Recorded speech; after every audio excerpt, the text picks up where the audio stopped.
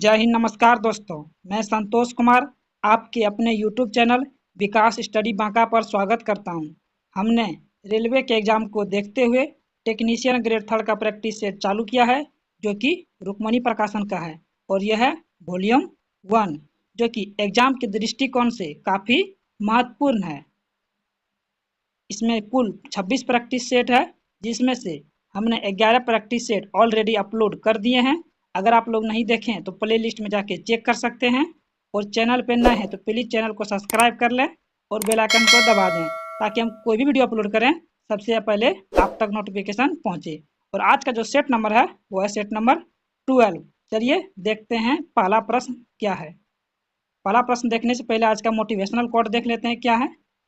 आज का motivational code है कि जो व्यक्ति कुछ करना चाहता है और अपने संकल्प पर टिका रहता है, जो व्यक्ति कुछ करना चाहता है और अपने संकल्प पर टिका रहता है, उसके लिए संसार में कोई भी काम असंभव नहीं है। यानी कि आप जो भी काम करते हैं लगातार करते रहिए, एक दिन न एक दिन सफलता जरूर मिलेगी। चलिए देखते हैं पहला प्रश्न क्या है। ये देख सकते हैं रीजनिंग का मैथ का प्रश्न है और पीडीएफ टेलीग्राम चैनल पर दिया हुआ है। आज का जो पहला प्रश्न है वह है कि निम्न को सुमेलित कीजिए। प्रोलिन, ऑक्सीटोसिन, एस्पर्टम और पेनिसिलिन। ये बताना कि कौन सा किसका होगा। देखिए प्रोलिन है, प्रोलिन क्या होगा? चक्रीय एमिनो अम्ल, एक का दो। ऑक्सीटोसिन, ऑक्सीटोसिन क्या होगा? होगा पेप्टाइड हार्मोन, चार में चल जाएगा। एस्पर्टम, एस्पर्टम क्या होगा? कृत्रिम मधुरक। और पेनिसिलिन क्या हो जाएगा? Beta lactam, beta lactam. इसमें जो कौन सा ऑप्शन होगा वो होगा ऑप्शन नंबर 1। अगला प्रश्न क्या है कि स्पष्ट गूंज सुनने के लिए मूल ध्वनि और प्रतिध्वनि के बीच समय का अंतराल कम से कम कितना होना चाहिए? कम से कम 1/10 सेकेंड होना चाहिए। जैसे भाग देंगे तो वो 0.1 सेकेंड आएगा, जो कि ऑप्शन नंबर बी में दिया हुआ है। अगला प्रश्न क्या है, ये देख सकते हैं, ये न्यूमेरिकल का प्रश्न है कि 90 डिग्री सेल्सियस तापमान वाले आधा लीटर गर्म पानी को 10 डिग्री सेल्सियस तापमान वाले 3.5 लीटर ठंडे पानी के साथ मिलाया जाता है, तो कोई उष्मा हानि न होने पर अंतिम संतुलन तापमान 0 डिग्री सेल्सियस में ज्ञात कीजिए। देखिए इसको हल कर सकते हैं। सबसे देखेंगे कि तापमान यहाँ Q1 यानी कि तापमान जो है Q1 कितना दिया है? 90 डिग्री सेल्सियस। और इसका जो लीटर दिया है, कितना लीटर दिया है? Half litre. तो यहाँ से L1 का मान कितना आएगा? 0.5 लीटर। इसको करेंगे तो 1/2 लीटर आएगा। उसके बाद बोल रहा है कि 10 डिग्री सेल्सियस तापमान पर 3.5 लीटर पानी। तो यहाँ से Q2 कितना दिया है? तो वो दिया है 10 डिग्री सेल्सियस। और यहाँ से L2 कितना दिया हुआ है? L2 दिया हुआ है आपका 3.5 लीटर, जो कि 3.5 लीटर बोला गया है। अब इसका जो बोला गया क्या? अंतिम संतुलन तापमान, यानी कि थीटा मैक्सिमम कितना हो जाएगा? वो होगा आपका Q1 L1 plus Q2 L2। अब इसको मान रख देंगे यहाँ से। मान रखेंगे तो Q1 कितना है? 90 और L1 कितना है? 0.5 लीटर प्लस Q2 कितना है? 10 डिग्री सेल्सियस। और L2 कितना है? वो है 3.5 प्लस में L1 प्लस L2 होता है। इसका फार्मूला क्या होता है? Q1 L1 प्लस में इसका जो फार्मूला होता है वो होता है Q1 L1 plus Q2 L2 bye L1 plus में L2। मान रख देंगे तो Q1 का मान कितना था? 90 डिग्री इंटू में L1 का मान कितना था? 0.5 प्लस Q2 का मान कितना था? 10 प्लस L2 सॉरी गुना होगा, और L2 का मान कितना था? 3.5 बटे 0.5, क्योंकि L1 का मान है और L2 का मान कितना? 3.5। जब इसको सब मल्टीप्लाई करेंगे तो वो आएगा 45 प्लस 35 बाय 4। हल करने के बाद आपका आएगा 20 डिग्री सेल्सियस, जो कि ऑप्शन नंबर सी में दिया है। अगला प्रश्न क्या है? यदि किसी आवेश Q को 8 वोल्ट विभवांतर वाले दो बिंदुओं के बीच स्थानांतरित करने में किया गया कार्य 36 जूल हो, तो Q का मान कूलम्ब में ज्ञात कीजिए। अब देखिए आवेश आवेश आवेश हमको निकालना है। आवेश Q बराबर निकालना है। विभवांतर कितना दिया है? विभवांतर विभवांतर कितना दिया है? तो 8 वोल्ट। यहाँ से कार बराबर कितना दिया है, वो दिया है 36 जूल। आप जानते हैं कि V बराबर क्या आता है, सॉरी W बराबर क्या आता है, वो होता है आपका Q by Q into V। यहाँ से Q का मान निकालेंगे क्या होगा, W बाय V। अब मान रख देंगे, W का भी मान दिया है, कितना दिया है, Q बराबर क्या होता है, W बाय V। W का मान कितना दिया है 36 बाय V का मान कितना दिया 8। जब इसको हल करेंगे तो वह कितना आएगा 4.5 डिग्री सेल्सियस, जो कि ऑप्शन नंबर ए में दिया हुआ है।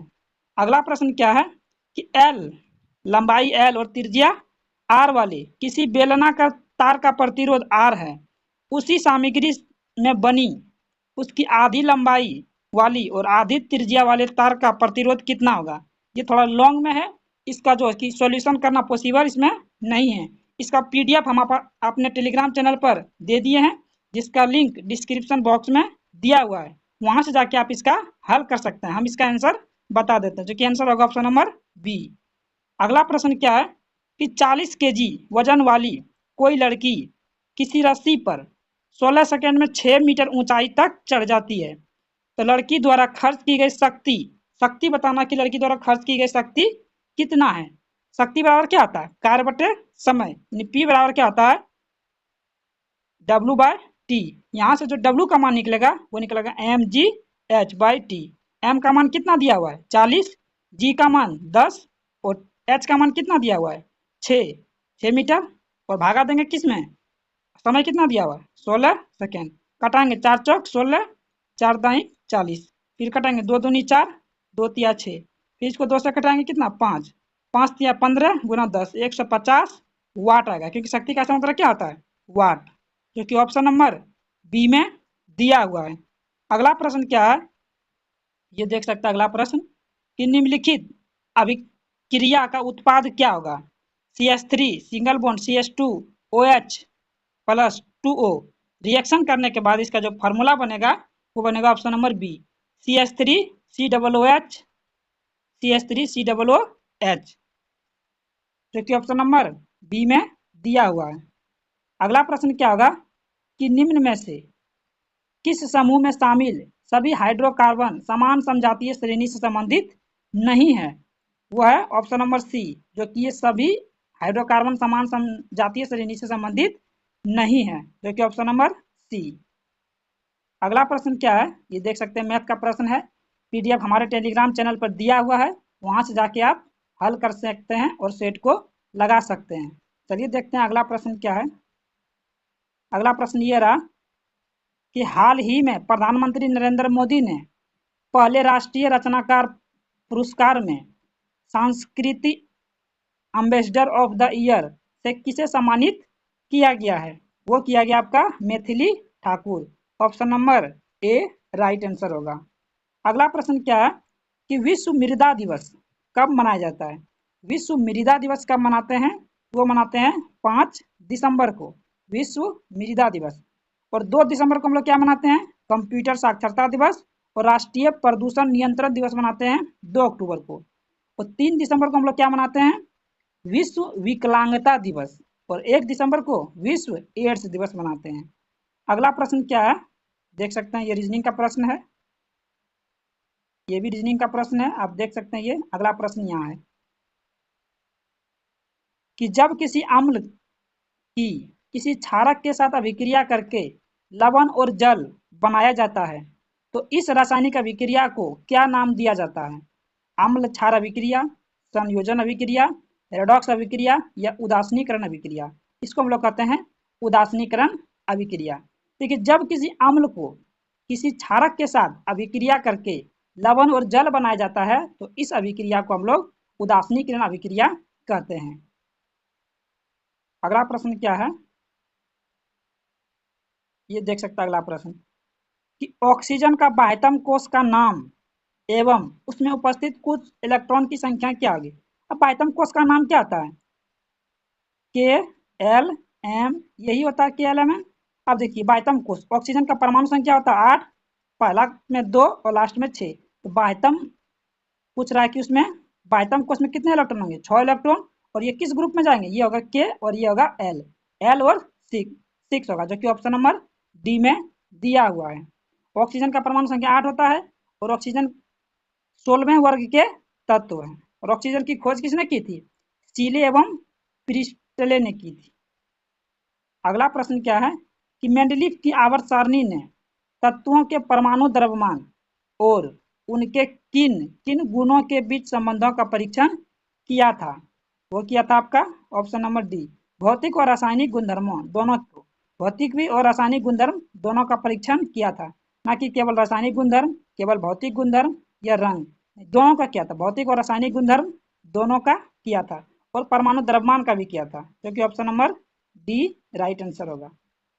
अगला प्रश्न क्या है कि निम्नलिखित में से कौन सी विश्व की सबसे लंबे वृक्षों की प्रजाति है? सबसे लंबे वृक्षों की जो प्रजाति है वो है रेडवुड।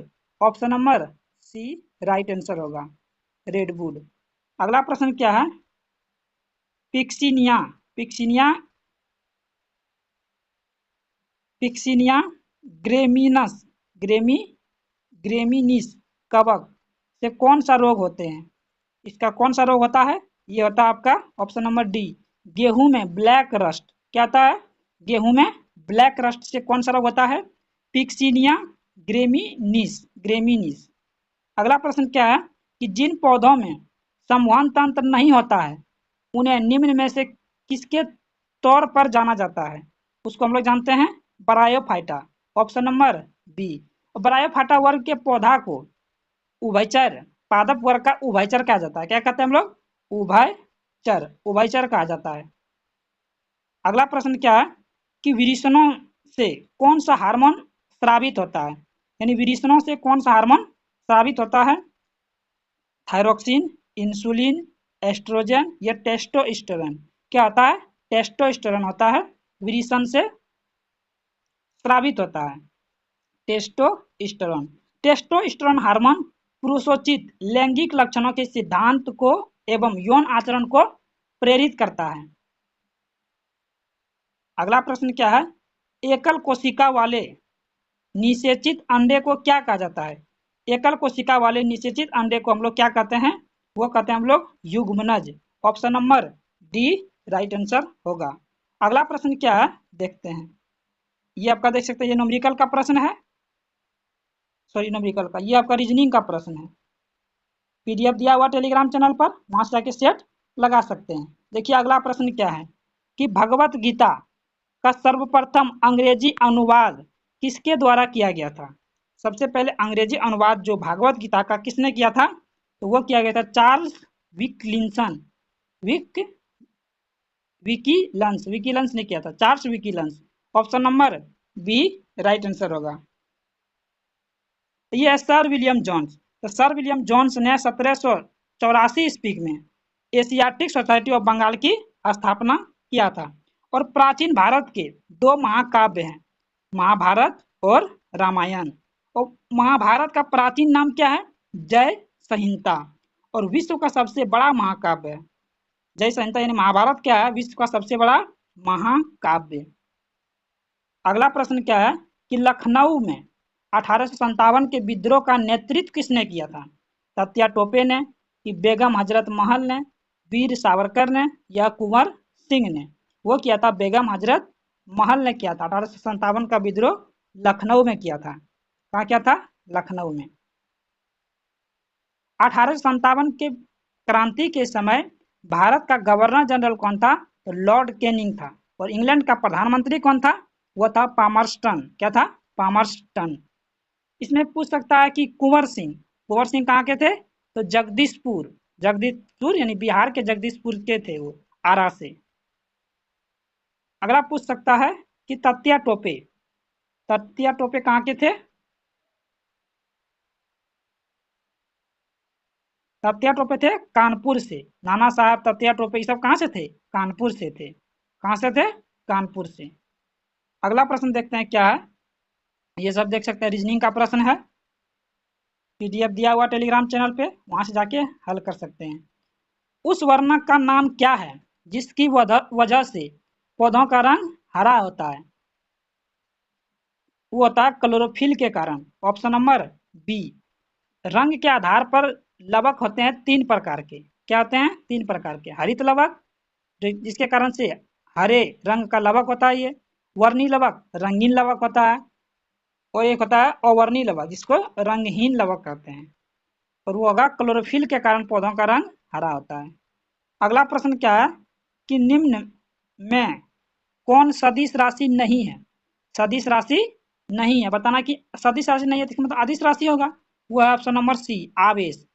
आवेश सदिश राशि नहीं है। क्या है कि आवेश अदिश राशि है, आवेश क्या है? अदिश राशि। बाकी प्रतिबल, विद्युत क्षेत्र, बल आघूर्ण, ये सब क्या है? सदिश राशि है। अदिश राशि में केवल क्या होता है? परिणाम, जबकि सदिश राशि में परिमाण और दिशा दोनों होता है। अगला प्रश्न क्या है कि कोई वस्तु नियत त्वरण के साथ विराम से चलना शुरू करती है, इसका वेग कितना होगा? इसका वेग कितना होगा? वो होगा समय, सीधे समय के लिए समानुपातिक, सीधे समय के लिए समानुपातिक होगा। Option number C right answer होगा।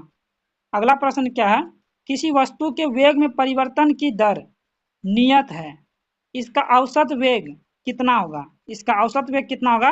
प्रारंभिक और अंतिम वेग के योग का आधा। प्रारंभिक वेग और अंतिम वेग के योग का आधा होगा। Option number A right answer होगा। अगला प्रश्न क्या है कि एक बीकर 4 डिग्री सेल्सियस पर पूर्णतः जल से भरा हुआ है, जल ऊपर से होकर बहने लगेगा यदि यदि इसे 4 डिग्री सेल्सियस से ऊपर गर्म किया जाए कि 4 डिग्री सेल्सियस से नीचे ठंडा किया जाए, या ए बी दोनों, या इनमें से कोई नहीं। इसका राइट आंसर होगा ऑप्शन नंबर सी, ए और बी दोनों। ये 4 डिग्री सेल्सियस से ऊपर इसको गर्म करेंगे तो भी ये ऊपर से बहेगा, या 4 डिग्री सेल्सियस इसको नीचे ठंडा करेंगे तो भी ये बहेगा, क्योंकि 4 डिग्री सेल्सियस से नीचे गर्म करने पर आयतन बढ़ेगा। क्या बनेगा? आयतन बढ़ेगा।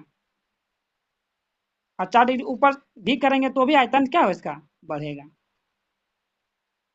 सॉरी, आयतन घटेगा। जी सॉरी, जल को 0 डिग्री सेल्सियस से 4 डिग्री सेल्सियस तक गर्म करते हैं तो आयतन घटता है, और 4 डिग्री सेल्सियस पर जल का घनत्व क्या होता है? अधिकतम होता है, यानी कि महत्तम होता है। और 4 डिग्री सेल्सियस ऊपर बढ़ाने पर आयतन क्या होगा? बढ़ जाएगा, जिसके कारण से भी क्या होगा? ये ऊपर से बहेगा। अगला प्रश्न क्या है कि धातु कर्म एक प्रक्रिया है। धातु कर्म एक प्रक्रिया क्या है? अयस्क से धातु के निष्कर्षण की एक विधि। Option number C right answer होगा। अगला प्रश्न क्या है कि 40 परमाणु भार वाले किसी तत्व का इलेक्ट्रॉनिक विन्यास 288 है, इस तत्व के लिए निम्न में से कौन सा वाक्य उपयुक्त नहीं है, यानी कौन सा वाक्य गलत है? यह ऑप्शन नंबर सी, इनके ऑक्साइड का सूत्र CO2 यानी कार्बन डाइऑक्साइड है। नहीं, ये गलत है। पूछा ये आवर्त सारणी के समूह संबंधित है, बिल्कुल सही है। इसमें 20 न्यूट्रॉन होते हैं, ये भी सही है। ये आवर्त सारणी के तीसरे आवर्त से संबंधित है, ये भी सही है। अगला प्रश्न क्या है कि निम्नलिखित में से कौन सा कथन असत्य है? असत्य कथन को बताना, यानी कि गलत है। वह ऑप्शन नंबर डी, वातावरण में प्रचुर मात्रा में पाई जाने वाली दुर्लभ गैस हीलियम है, यह कथन गलत है। बाकी बात ऑप्शन सब सही है। कि रेडॉन रेडियम के क्षय से प्राप्त होता है, बिल्कुल सही है। हीलियम अक्रिय गैस, ये भी सही है। जीनॉन सभी अक्रिय गैस में सबसे अधिक क्रियाशील है, ये भी सही है। ऑप्शन नंबर डी गलत है। अगला प्रश्न देख सकते हैं, ये मैथ का है, PDF टेलीग्राम पर दिया, वहां से जाके आप हल कर सकते हैं। भारत का राष्ट्रीय पुस्तकालय कहाँ स्थित है? भारत का जो राष्ट्रीय पुस्तकालय है वह है कोलकाता में। Option number A. अब इसकी स्थापना कब हुई थी? तो वो हुई थी 1948 ईस्वी में। भारत के राष्ट्रीय पुस्तकालय की स्थापना 1948 ईस्वी में हुई थी, जो कि इसका मुख्यालय कहाँ है? तो वह है कोलकाता में। Option number A right answer होगा। अगला प्रश्न क्या है कि स्वतंत्र भारत की संविधान सभा के प्रथम अध्यक्ष कौन थे? स्वतंत्र भारत के संविधान सभा के प्रथम अध्यक्ष कौन थे? वो थे doctor Rajendra Prasad. Option number D right answer होगा। और 9 दिसंबर 1946 को संविधान सभा की प्रथम बैठक हुई, और बैठक में डॉक्टर सच्चिदानंद सिन्हा को अस्थायी अध्यक्ष चुना गया। अस्थायी अध्यक्ष चुना गया, और उसी के 2 दिन बाद 11 दिसंबर 1946 को डॉक्टर राजेंद्र प्रसाद को संविधान सभा का अध्यक्ष और HC मुखर्जी को उपाध्यक्ष चुना गया। अगला प्रश्न क्या है, सब देख सकते हैं किसका है, सब नंबरिक अथी रीजनिंग का प्रश्न है। पीडीएफ दिया हुआ है टेलीग्राम चैनल पर, वहां से जाके आप हल कर सकते हैं। अगला प्रश्न ये रहा कि वेसोप्रेसिन किससे संबंधित है। तो वेसोप्रेसिन जब का संबंधित है वो आपका मूत्र के सांद्रण से। ऑप्शन नंबर 1, वेसोप्रेसिन किससे संबंधित है, मूत्र के सांद्रण से। अगला प्रश्न क्या है कि राइबोसोम्स की संरचना में क्या होते हैं। राइबोसोम्स की संरचना में क्या होते हैं, वो होते हैं आरएनए और proteins. Option number B right answer होगा। राइबोसोम को प्रोटीन संश्लेषण साइट कहा जाता है। राइबोसोम की खोज किसने की थी, पेलाडे ने 1955 ईस्वी में सर्वप्रथम की थी। अगला प्रश्न क्या है कि लेनो लेनोलिन मोम कहाँ से प्राप्त होता है। लेनोलिन मोम कहाँ से प्राप्त होता है, जानवरों की उदर ग्रंथियों से, पेट्रोलियम से, जानवरों की त्वचीय ग्रंथि से, या पामीटिक एसिड से। किससे प्राप्त होता है, तो वो होता है आपका जानवरों के त्वचीय ग्रंथि से। बहुत सारे भाई हमारे कमेंट करते हैं कि सर बिहार एसएससी का प्रैक्टिस सेट लाइए, आरपीएफ का प्रैक्टिस सेट लाइए। तो बिल्कुल हम आरपीएफ का प्रैक्टिस सेट लाएंगे, जो कि 1 और 2 दिन आप इंतजार कीजिए, बिल्कुल आरपीएफ का प्रैक्टिस सेट आएगा। और अगर बिहार एसएससी का प्रैक्टिस सेट लगाना चाहते हैं तो ऑलरेडी हमने 20 प्रैक्टिस सेट जो कि रुक्मणी प्रकाशन का है उसका वॉल्यूम 2 हमने अपलोड कर दिए हैं, पूरा टोटल 20 का 20। और यूटेरिया का हमने अभी तक 4 प्रैक्टिस सेट अपलोड किए हैं। अगर आप लोग नहीं देखें तो प्ले लिस्ट में जाके चेक कर सकते हैं। अगला प्रश्न क्या है कि 100 ओम के एक प्रतिरोध में 15 मिनट तक 5 एम्पियर की धारा प्रवाहित होने पर उत्पन्न ऊष्मा ज्ञात कीजिए। उत्पन्न ऊष्मा इन एच बराबर फार्मूला आता है I²RT। इस तरह का सवाल हम बहुत सारे पीछे भी प्रैक्टिस सेट में बता चुके हैं। अब I का मान कितना दिया है 5, तो इसका 5 गुना 5 करेंगे। R का मान दिया है 100 और T का मान दिया 15 मिनट, इसको सेकेंड में बदलेंगे। तो 15 गुना कितना करेंगे 60। जब सबको हल कर लेंगे तो आएगा option number D, D right answer आएगा 2.25 इंटू 10⁶ जूल। अगला प्रश्न क्या है कि निम्नलिखित में से कौन सा विद्युत चुम्बकीय प्रेरण के सिद्धांत पर आधारित है। विद्युत चुम्बकीय प्रेरण के सिद्धांत पर आधारित है वो है कि कुंडली और क्षण चुंबक के बीच की सापेक्ष गति के परिणाम स्वरूप विद्युत धारा प्रवाहित या प्रेरित होती है। Option number A right answer होगा। अगला प्रश्न क्या है कि कार्बनिक कार्बन यौगिकों का गलनांक आयनिक यौगिकों की तुलना में कम क्यों होता है। कम क्यों होता है, क्योंकि अणुओं के बीच क्षीण आकर्षण बल के कारण। बोला गया कि कार्बनिक कार्बन यौगिकों का गलनांक आयनिक यौगिकों की तुलना में कम क्यों होता है, क्योंकि अणुओं के बीच क्षीण आकर्षण बल के कारण। Option number B right answer होगा। अगला प्रश्न क्या है कि बताना है कि इनमें से कौन सी विस्थापन अभिक्रिया संभव नहीं है। कौन सी विस्थापन अभिक्रिया संभव नहीं है, जो कि होगा option number D, copper plus PbCl2 reaction करने के बाद CuCl2 प्लस Pb। क्यों नहीं है, क्योंकि Cu जो है Pb यानी कॉपर जो है लेड, Pb मतलब क्या होता है, Pb मतलब होता है लेड।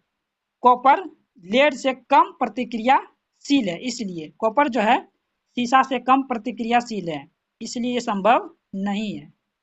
अगला प्रश्न क्या है कि पेट्रोलियम को क्या कहा जाता है। पेट्रोलियम को हम लोग क्या कहा जाता है, क्या कहते हैं पेट्रोलियम को, तो उसको कहते हैं एक गैर नवीकरणीय संसाधन, क्योंकि शर्तों के साथ इसका उत्पादन अब अस्तित्व में नहीं है। Option number D. अगला प्रश्न क्या है, ये देख सकते हैं मैथ का है, पीडीएफ दिया हुआ टेलीग्राम चैनल पर।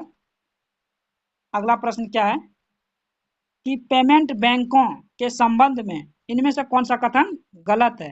गलत कथन को बताना है। पेमेंट बैंकों के संबंध में कौन सा कथन गलत है, वो है कि बी, कि वे क्रेडिट कार्ड जारी कर सकते हैं, नहीं कर सकते हैं, यही राइट आंसर होगा। वे डेबिट कार्ड जारी कर सकते हैं, बिल्कुल सही है पेमेंट बैंक को। वे ऋण प्रदान नहीं कर सकते हैं, ये भी सही है। वे मांग आधारित जमा स्वीकार कर सकते हैं, ये भी सही है। अगला प्रश्न क्या है कि भारत का कौन सा जैव आरक्षित क्षेत्र, जिसको हम लोग बोलते हैं bio reserve, world network of biospheres reserve में शामिल नहीं है? कौन शामिल नहीं है? तो वह मानस। बाकी बस सुंदरवन शामिल है, नंदा देवी शामिल है, मन्नार की खाड़ी शामिल है। अगला प्रश्न क्या है, ये सब देख सकते हैं, आपका क्या है, मैथ रीजनिंग का प्रश्न है, जो कि पीडीएफ दिया हुआ टेलीग्राम चैनल पर, वहां से जाके हल कर सकते हैं। अगला प्रश्न ये रहा कि निम्न में से किन तत्वों का समान गुण एवं एका सिलिकॉन, एका बोरॉन एवं एका एल्युमिनियम जैसा है? वह है ऑप्शन नंबर 1। देखिए, एका सिलिकॉन किसको बोलते हैं? जर्मेनियम को। एका बोरॉन स्कैंडियम को, और एका एल्युमिनियम गैलियम जैसा है। यानी कि एका एल्युमिनियम किसके जैसा है? गैलियम के जैसा। एका बोरॉन है स्कैंडियम के जैसा। एका सिलिकॉन है जर्मेनियम के जैसा। Option number A right answer होगा। अगला प्रश्न क्या है कि पादपों में कार्बन डाइऑक्साइड और ऑक्सीजन का विनिमय डैश के द्वारा होता है? वो होता है आपका विसरण के द्वारा। Option number B right answer होगा। अगला प्रश्न क्या है कि निम्नलिखित में से कौन सा कथन न्यूलैंड्स के ऑकलेट रूल के बारे में सत्य है? यानी इसके सत्य कथन को बताना है। इसका जो सत्य कथन है कि न्यूलैंड्स ऑक्टेक्स नियम केवल हल्के तत्वों के साथ अच्छी तरह से काम किया जाता है। Option number D right answer होगा। अगला प्रश्न क्या है कि छोटी आंत के अवशोषण क्षेत्र में बढ़े हुए अंगुली नुमा प्रवर्धन क्या कहलाते हैं?